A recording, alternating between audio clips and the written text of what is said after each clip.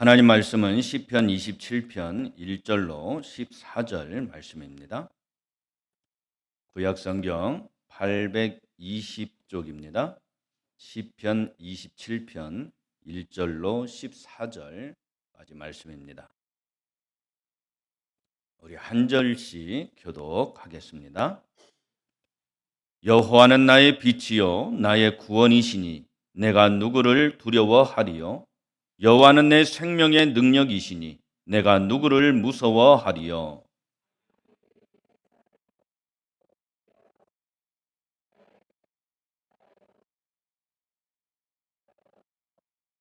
군대가 나를 대적하여 진칠지라도 내 마음이 두렵지 아니하며 전쟁이 일어나 나를 치려 할지라도 나는 여전히 태연하리로다.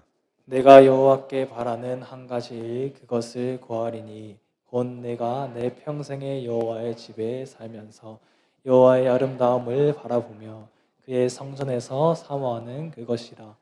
여호와께서 환난 날에 나를 그의 초막 속에 비밀히 지키시고 그의 장막 은밀한 곳에 나를 숨기시며 높은 바위 위에 두시리로다. 이제 내 머리가 나를 둘러싼 내 원수 위에 들리니 내가 그의 장막에서 즐거운 제사를 드리겠고 노래하며 여호와를 찬송하리로다. 여호와여, 내가 소리내어 부르짖을 때에 들으시고 또한 나를 긍휼히 여기사 응답하소서.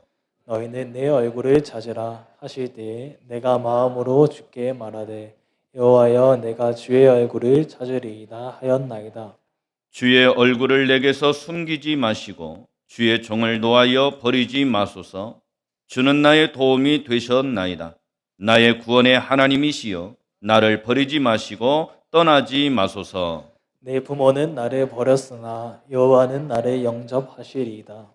여호와여, 주의 도를 내게 가르치시고 내 원수를 생각하셔서 평탄한 길로 나를 인도하소서. 내 생명을 내 대적에게 맡기지 마소서. 위증자와 악을 토하는 자가 일어나 나를 치려 함이니이다. 내가 산 자들의 땅에서 여호와의 선하심을 보게 될 줄 확실히 믿었도다. 나는 여호와를 기다릴지어다. 강하고 담대하며 여호와를 기다릴지어다. 아멘. 아멘. 이번 주에 어떤 집사님이 저에게 전화를 했어요. 모처럼 알고 지냈던 집사님인데 모처럼 전화를 해서 저에게 하는 말이, 목사님, 저는 적어도 이곳에서 행복을 느끼며 살지를 못하고 있습니다. 적어도 이곳에 있으면 행복하다는 생각이 들지 않아요. 목사님, 저 어떻게 하면 좋아요? 하고 물어봅니다. 그래서 순간 그 질문을 받고 이 친구에게, 이 집사님에게 어떻게 말을 해줘야 될까 고민을 했어요. 그런데 이 집사님이 하는 말 가운데 궁금한 것이 하나가 있었습니다. 그것은, 목사님, 저는 적어도 이곳에 있으면 행복하다는 생각이 들지 않는다고 말을 했는데, 적어도 이곳이라고 말한 그곳이 어디인가 궁금했어요. 그래서 물어봤습니다. 집사님이 말할 때 적어도 이곳에서 있을 때라고 말을 했는데 그곳이 어디입니까? 라고 물어봤어요. 그랬더니 그 집사님이 하는 말이, 더러는 가정도 되고요, 더러는 교회도 되고요, 더러는 직장도 됩니다. 그때그때마다 달라요. 왜 그렇게 생각을 하십니까? 물어봤더니, 목사님, 가정에서도 그렇고 교회에서도 그렇고 직장에서도 그렇고 자꾸만 눈치를 보지 않으려고 해도 눈치를 보며 생활을 하게 되고요. 내가 가지고 있는 재능과 역량을 제대로 발휘를 하지 못하는 것 같아요. 50밖에 발휘를 하지 못하는 것 같아서 너무너무 속상하고, 그러다 보니까 자신감도 떨어지고 또 여러 가지 사람들과의 관계 속에서 불편한 일들이 생겨나니까 마음에 두려움도 생기고, 그래서 모든 일들 속에서 많이 위축이 되고, 그러다 보니까 행복하다는 생각이 들지 않습니다. 이렇게 이야기를 하시더라고요. 만약에 여러분들에게 누군가가 이런 식으로 질문을 한다면 여러분들은 어떻게 대답을 해줄 수 있겠습니까? 아니, 다른 사람에게 어떤 말을 해주기보다도 여러분들이 살면서 이런 마음이 들 때 여러분들은 어떻게 해결하셨습니까? 그리고 앞으로 어떻게 해결하며 살아가시겠어요? 저는 그 집사님에게 이렇게 답변을 했습니다.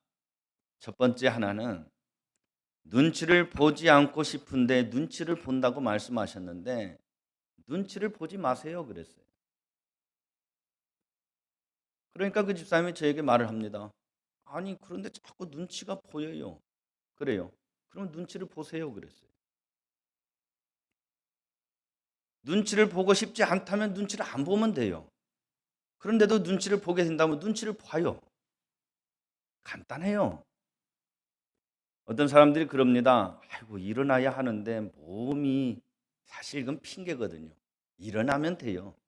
안 일어나고 싶으니까 능그적거리고 그것을 합리화시키려고 하는 말이 일어나고 싶은데 몸이 무거워서 몸이 아파서 그렇게 말하는 것이지 사실상 따지고 보면 일어나고 싶은 마음이 별로 없었어요.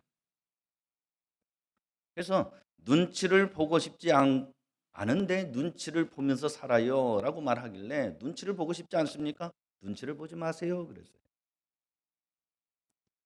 이것에 대해서 고민을 많이 하십시오. 그리고 나중에 한번 보십시다. 이야기했어요. 그리고 두 번째, 자기 능력이 100인데 50밖에 발휘를 하지 못하니까 속상하다고 그러더라고요. 그래서 속상해 하지 말라고 그랬어요. 오히려 좋게 생각을 하라고 그랬습니다. 왜냐하면 내가 100을 가지고 있는데 100을 다 발휘하면서 살면 좋을 것 같지요. 사실상 그렇지 않아요. 100을 내가 다 발휘하면 사람들은 100 이상을 또 나한테 요구합니다. 그러면 적어도 나는 105나 110을 발휘해야 돼요. 얼마나 부담감입니까? 근데 100을 가지고 있는데 50을 발휘한다는 것은 앞으로 50을 채울 수 있는 가능성이 있어요. 많은 사람들이 저에게 공격할 수 있죠. 당신 왜 50밖에 못하냐고.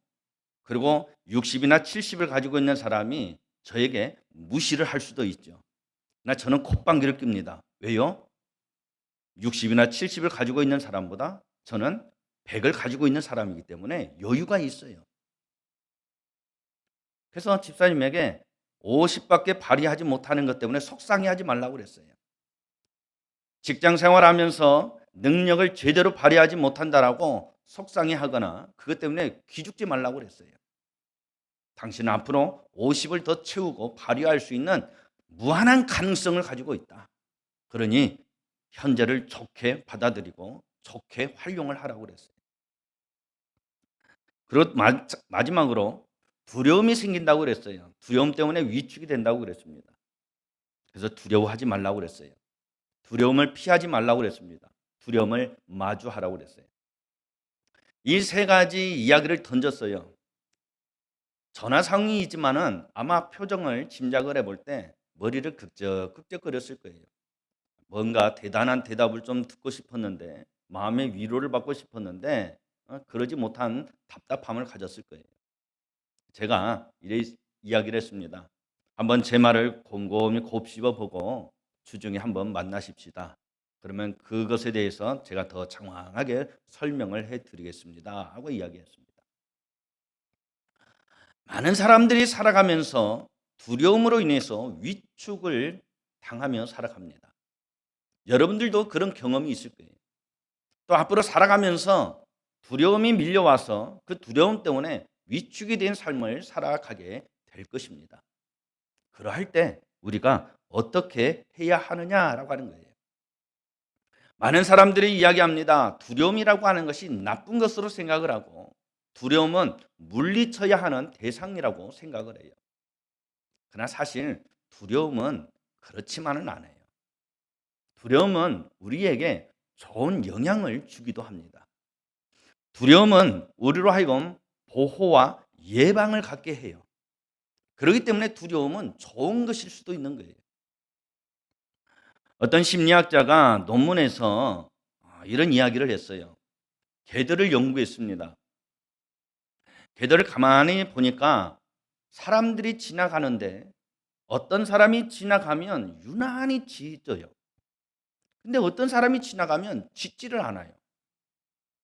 그래서 왜 그런가 하고 연구를 한번 해봤대요. 저도 이 이야기를 듣고 가만히 생각을 해보니까 제가 요즘 종종 보는 것이 있어요. 개는 훌륭하다라는 프로예요. 그 프로를 보면 이 논문의 이야기가 이해가 돼요. 강영욱 그분이 개를 상대를 하는데 아까까지만 해도 그렇게 사랑을 주고 때에 맞춰서 음식도 밥도 주고 간식도 주는데도 불구하고 지 마음에 들지 않으면 주인을 향하여 입질을 해요. 달라들어요. 짖어요. 그런데 강형욱 이분이 개를 상대를 하면 처음에는 짖다가도 곧바로 꼬랑지를 내리고 슬슬 눈치를 보면서 피합니다. 이 논문에서 그 얘기를 해주는데 어떤 이유냐면 지나가는 사람들이 마음에 두려움이 있고 마음에 불안함이 있어요. 그것을 가지고 지나가면 그 사람의 떠는 진동이 개의 촉감에 전달이 된답니다. 그래서 불안함을 가지고 두려움을 가지고 지나가는 사람을 향하여 개가 짖는 거죠. 반대로 그것이 느껴지지 않는 사람에게는 짖지를 않는 거예요. 그러니까 사람이 두려움을 가지고 있느냐 없느냐에 따라서 개가 무시를 하기도 하고 아니면 사람에게 기가 죽기도 하는 것이죠. 개가 그러한 것 그 이상으로 우리가 이 세상을 살아가는 데 있어서 우리는 많은 두려움을 가지고 살아가요. 어떤 사람은 과거의 일로 두려움과 불안을 가지고 살아갑니다. 어떤 사람은 아직도 일어나지 않은 일을 미리 걱정하면서 두려워하고 불안해하며 살아갑니다. 현재 일로 인해서 고민하고 걱정하고 염려하고 두려워하고 불안해하는 사람들은 불과 100% 중에 10%밖에 포함이 되지 않아요. 그러니까 우리가 두려워한다라고 하는 것이 얼마나 부질없는 것이고 얼마나 불이익한 것인가를 우리에게 가르쳐 주는 것이죠. 이런 두려움을 우리가 가지고 살아가는데 이 두려움이 나쁜 것이냐? 아니라는 거예요. 두려움을 우리가 물리쳐야 하는 대상이냐? 마냥 그렇지는 않다는 것입니다. 만약 우리에게 두려움이 없다면 어떤 일이 일어날까요? 두려움이 없다면. 사진 한번 띄워주시겠어요? 여러분 그림을 보십니까? 잘 안 보이시죠? 공아지 위에 고양이 위에 쥐가 머리 위에 앉아 있어요. 고양이 머리 위에 쥐가 앉아 있어요. 여러분 이게 상상이나 되십니까? 쥐가 간이 배 밖으로 나온 거죠. 겁을 상실한 거죠. 어떻게 고양이 머리 위에 있습니까? 사람이 두려움이 없으면 고양이 머리 위에 올라가 있는 쥐와 같은 꼴이 될 수가 있어요. 겁 없어집니다. 좋은 의미에서 겁 없어지는 것이 아니라 무모함이에요. 어리석은 행동을 하게 된다는 것이죠. 그런 면에 있어서 두려움이라고 하는 것은 사람으로 하여금 무모함과 오만함을 가지고 살아가지 않게 하기 위한 하나의 예방책이 되어지기 때문에 두려움이라고 하는 것이 우리들에게 마냥 나쁜 것만은 아니라는 거예요. 우리에게 두려움이 있다는 거 사실은 좋은 것입니다. 그 두려움 때문에 우리가 하나님을 바라보게 되고 그 두려움 때문에 더더욱 하나님께 기도하게 되고 그 두려움 때문에 더더욱 하나님을 예배하게 하고 두려움으로 인해서 나의 삶을 되돌아보고 살피며 나의 문제점을 발견하고 그 문제점을 보완하고 변화시켜 나가는 거듭되어진 삶을 우리가 살아갈 수 있기 때문에 두려움이라고 하는 것이 마냥 나쁜 것만은 아니라는 거죠. 근데 문제는 이 두려움 때문에 우리의 삶이 개혁되고 우리의 삶이 발전되고 우리의 삶이 성숙으로 나아가야 하는데 이 두려움으로 인해서 위축이 되어지는 것이 문제입니다. 두려움으로 인해서 우리의 삶이 보다 더 아름다워져야 되는데 우리의 삶이 아름다워지지 않는 거예요. 우리의 삶이 행복해야 하는데 행복하지를 못합니다. 불행해지는 데 문제가 있는 거예요. 오늘 두려움으로 인해서 우리의 삶이 행복해야 하는데 행복하지 못하는 그 점을 생각하면서 우리가 이 두려움 속에서 어떻게 해야 하느냐라고 하는 것입니다. 하나님이 우리에게 바라시는 것이 있어요. 그것은 두려움을 아예 없애주는 데 있지 않습니다. 두려움이라고 하는 것은 우리가 살아가는 일생 동안 존재합니다. 두려움이 없는 사람은 누굽니까? 두려움이 없는 사람은 누구예요? 저기 공동묘지 가면 있어요. 두려움이 없이 너무 편안하게 있습니다. 살아있다라고 하는 것은 두려움을 가지고 있어요. 두려움과 공존하며 살아가는 것입니다. 중요한 문제는 그 두려움을 통하여 내가 왜 두려워하는지 이유를 알아야 되고 그 두려움 속에서 내가 할 수 있는 것이 무엇이며 그것을 하고자 하는 강한 의지를 갖느냐 갖지 못하느냐에 달려 있는 거예요. 오늘 말씀을 통해서 우리가 마음속으로 결단할 수 있는 것은 내가 살아가면서 생겨나는 두려움으로 인해서 위축이 되어지는 것이 아니라 그 두려움으로 인해서 왜 내가 두려워하는지 내 신앙의 현주소를 발견하고 그래서 그 신앙의 현주소에서 내가 더 발전되어지기 위해서 내가 현재 할 수 있는 일이 무엇이냐, 해야 할 일이 무엇인가를 발견하고 그것을 하고자 하는 강한 의지와 결단을 가지는 저와 여러분이 되어질 수 있기를 주님의 이름으로 축복합니다. 오늘 말씀은 우리에게 가르쳐주고 있어요. 결론부터 말씀을 드립니다. 두려움을 통하여서 우리의 마음이 위축이 되어질 때 우리가 해야 할 일이 있습니다. 그것은 우리의 시선이 세상이 아니라 하나님에게 있어야 됩니다. 한번 옆 사람하고 인사하겠습니다. 나의 시선을 하나님께 두십시다. 여러분의 시선을 하나님께 두십시오. 세상에 두지 마세요. 여러분의 환경에 두지 마세요. 오늘 본문에 나오는 다윗은 가슴에 응어리를 가지고 있는 사람이었어요. 여러분 다윗의 인생을 한번 가만히 생각을 해보십시오. 다윗은 참으로 불행하예요. 참으로 불쌍한 사람입니다. 다윗의 과거 그 결과를 우리가 보니까 다윗처럼 나도 되고 싶다 그러는데요. 여러분 정말로 다윗처럼 되고 싶습니까? 그러면 거기에 멸시와 천대와 무시와 고난과 핍박이 담겨져 있어요. 그래서 저는 종종 위에서 사역을 할 때 청년부를 담당했었거든요. 청년들이 결혼을 하고 목사님 저 아이 임신을 했어요. 태명은 이러이러한데요. 이름을 지어야 하는데 어떻게 이름을 지을까요? 요한이라고 지을까요? 베드로라고 지을까요? 막 그러더라고요. 좋긴 좋다.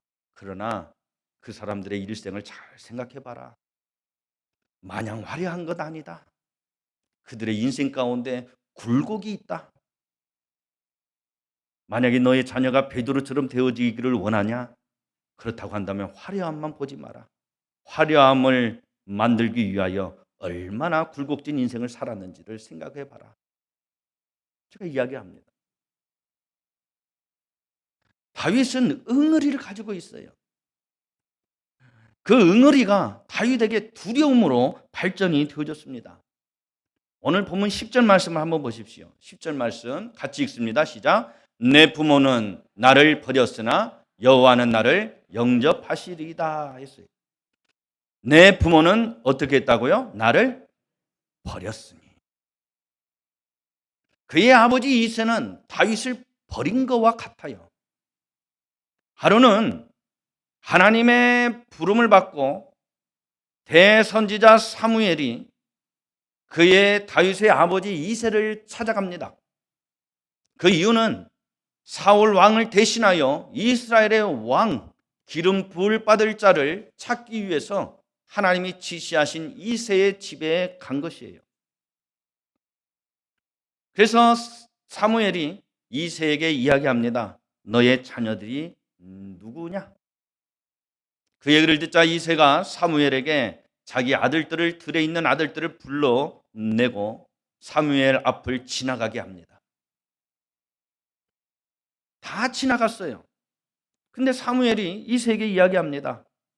지나간 아들들 중에 하나님이 기름 붓는 아들이 없다. 더 아들이 없느냐 물어봐요.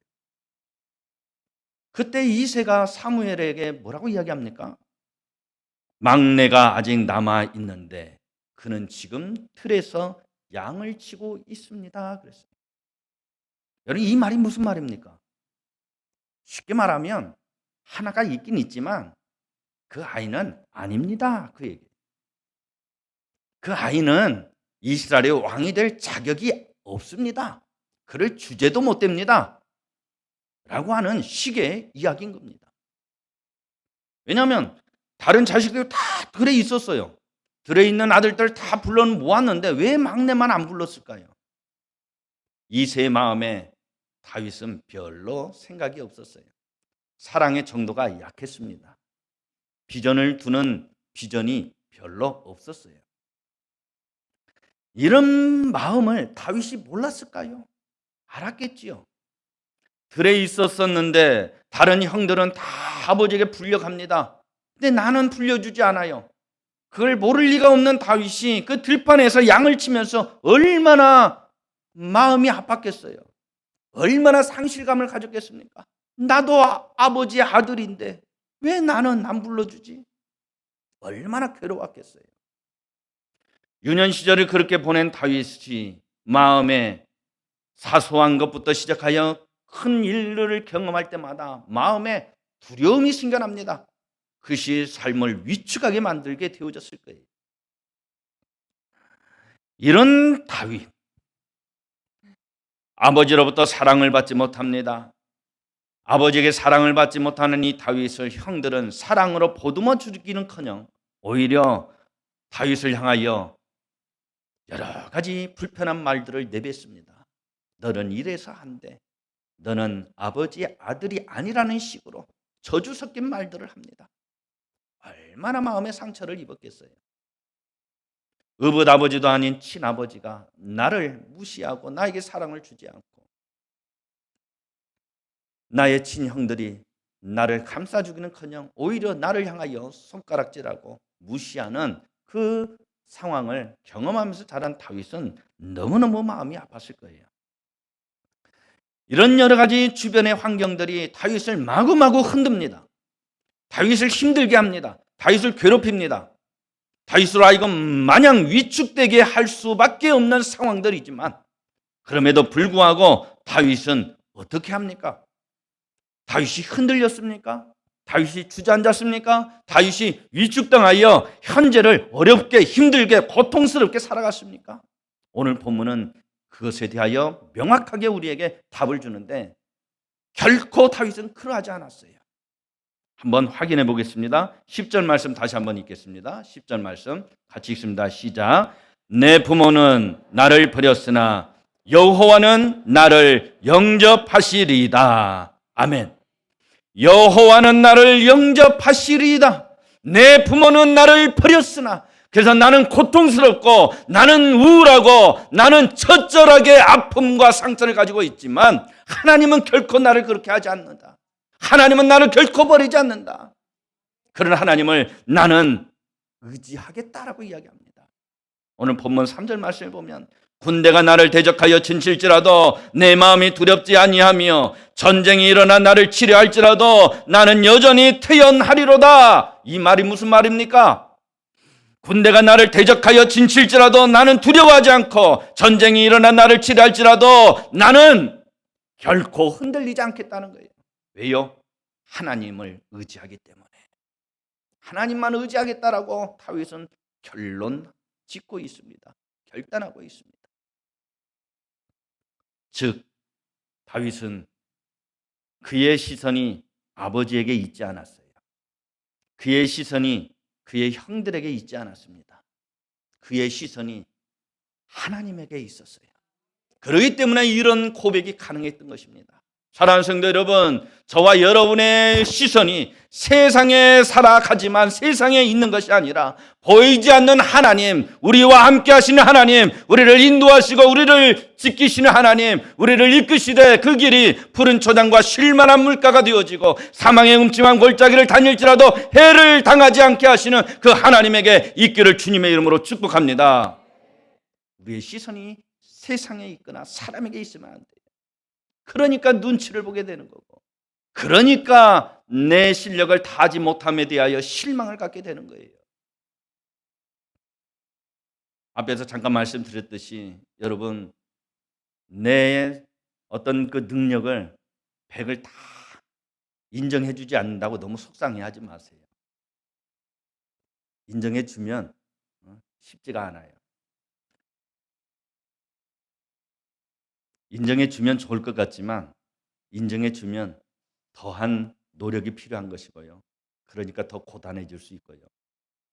올라가면 끝은 분명히 있고요. 내려올 일만 남았어요. 여러분 정치인들을 보면서 알잖아요. 올라갈 때는 화려하게 올라가죠. 내려올 때는 추하게 내려오잖아요. 결코 인정받는 게 좋은 거 아니에요. 다윗은 시선이 하나님에게 있었습니다. 그러니까 다윗아, 너의 부모는 너를 버렸지만 나는 너를 버리지 않는다. 내가 너의 목자가 되어주마. 아무개야 시험이 직장이 어떤 이가 너를 버렸을지라도 너를 힘들게 할지라도 나는 너를 버리지 않는다. 나는 너를 힘들게 하지 않는다. 나는 너를 사랑으로 보듬어 주겠다. 내가 너의 목자가 되어줄 것이니 너는 걱정하지 마. 너는 세상 가운데서 쫄지 마. 내가 너의 든든한 백이 되어줄게. 그 음성을 다윗은 푸른 초장에서 양을 치면서 들었을 거예요. 하나님, 나는 왜 아버지에게 이렇게 무시를 당합니까? 사랑을 받지를 못합니까? 왜 형들은 나를 이렇게 무시하고 핍박을 합니까? 하나님, 나를 어떻게 살아갈까요? 할 때 하나님은 다윗에게 음성을 들려주셨을 거예요.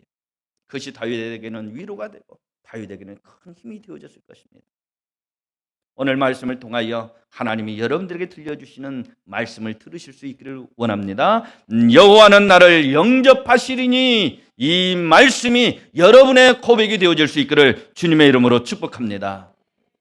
기독교 상담가인 폴 투르니에라고 하는 사람이 인간의 자리에 대해서 책을 썼어요. 인간의 자리. 그 책의 내용 가운데 보면 중간지대의 불안이라고 하는 용어가 나옵니다. 이것에 대해서 설명을 하는데 비유로 설명을 했어요. 어떤 비유냐면 여러분들은 한 번씩 봤을 것입니다. 서커스 공연을 하면 이게 뭐죠? 저 그네를 타고 이렇게 공연을 하잖아요. 양쪽에 그네가 두 개가 있습니다. 한 사람씩 타고 있고, 그래서 그네가 왔다 갔다 하다가 한 사람이 힘차게 그네를 칩니다. 그러다가 이 사람이 잡고 있던 손을 놓으면서 점프를 하고 공중에서 회전을 합니다. 그리고 반대쪽에 그네가 왔다 갔다 하다가 공중에서 회전을 하고 떨어지면서 손을 뻗는 이 사람을 붙잡아 줍니다. 그 공연이에요.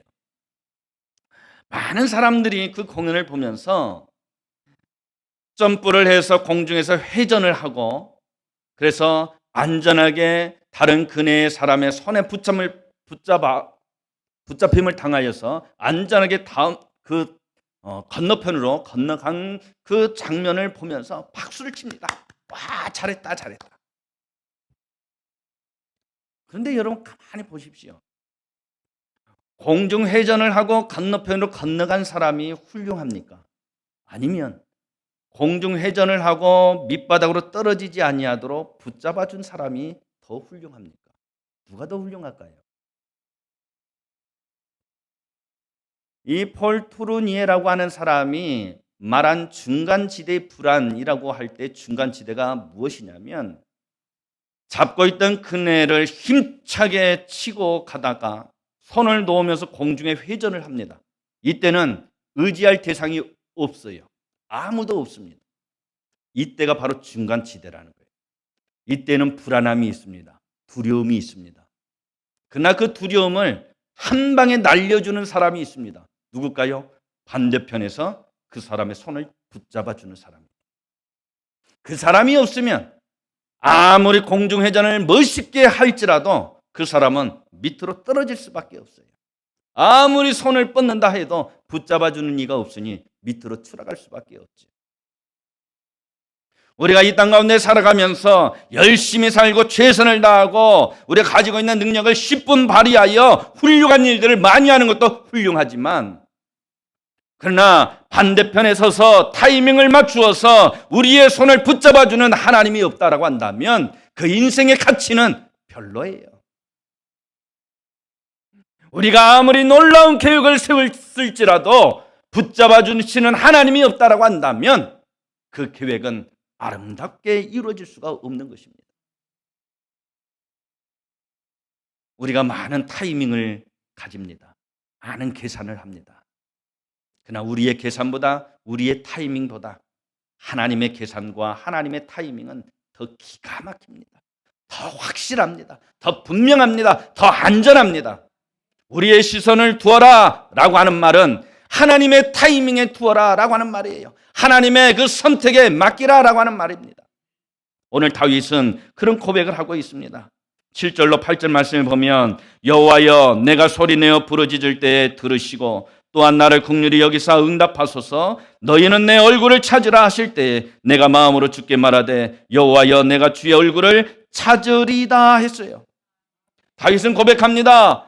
주님께서 말씀하셨지요. 내 얼굴을 찾으라 하셨기에 나 또한 하나님을 찾습니다.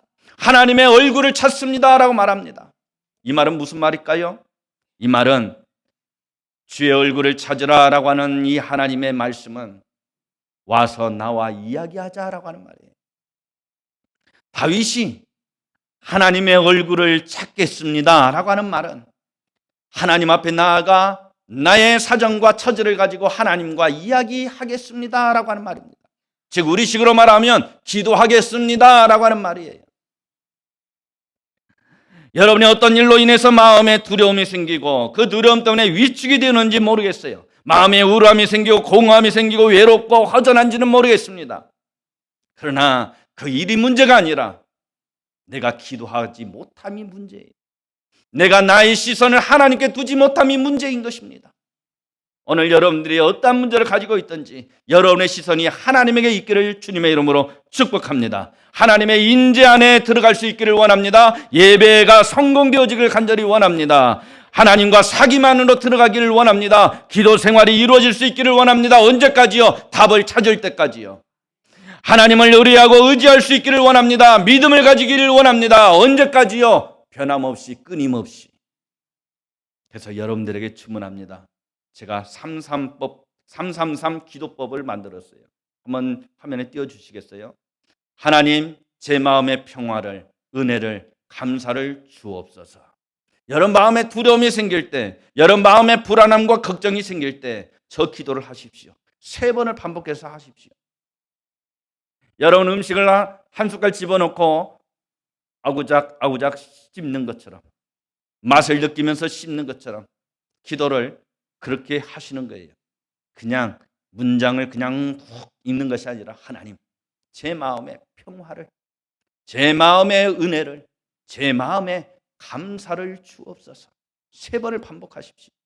그리고 하나님, 저를 보호하시고 구원하시며 터치하여 주옵소서. 내 마음이 지금 이렇습니다. 하나님, 저의 마음을 보호하시고 저의 마음을 구원하시고 터치하여 주옵소서. 하나님, 제 마음에 성령의 기름을 부어 주옵소서. 여러분의 마음의 우울함이, 여러분 마음의 두려움과 걱정과 불안과 초조가 생겨나 여러분의 생활에 위축이 일어날 때 이와 같은 기도를 하십시오. 하나님이 여러분들을 분명히 일으켜 세워줄 줄로 믿습니다.